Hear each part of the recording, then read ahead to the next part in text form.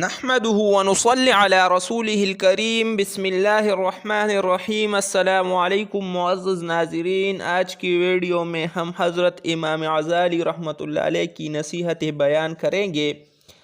تو امام غزالی رحمۃ اللہ علیہ فرماتے ہیں کہ رات کو سوتے وقت دن بھر کے کاموں کا محاسبہ کر لیا کرو، کلام میں نرمی اختیار کرو، لہجے کا اثر الفاظ سے زیادہ ہوتا ہے، تکلف میں زیادتی محبت کی کمی کا سبب بن جاتی ہے، مطالعہ دل کو زندہ اور بیدار رکھنے کے لیے از حد ضروری ہے، علم کا مطالعہ پابندی سے کرنا چاہیے اور یہ کوشش کرنی چاہیے کہ آدمی ہمیشہ علم میں مشغول رہے۔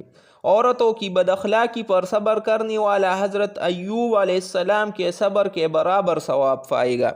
غفلت ایسی لعنت ہے جو انسان کو خدا سے دور پھینک دیتی ہے۔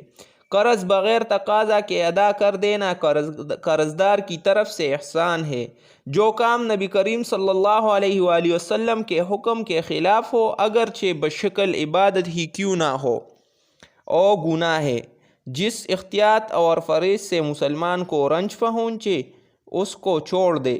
سب سے بڑی دولت زبان ذاکر، دل شاکر اور فرمان بردار عورت ہے۔ زبان ذاکر سے مراد ذکر کرنے والا زبان اور دل شاکر سے مراد شکر کرنے والا دل۔ اور نیک عورت امور دنیا میں سے نہیں بلکہ اسباب آخرت میں سے ہے۔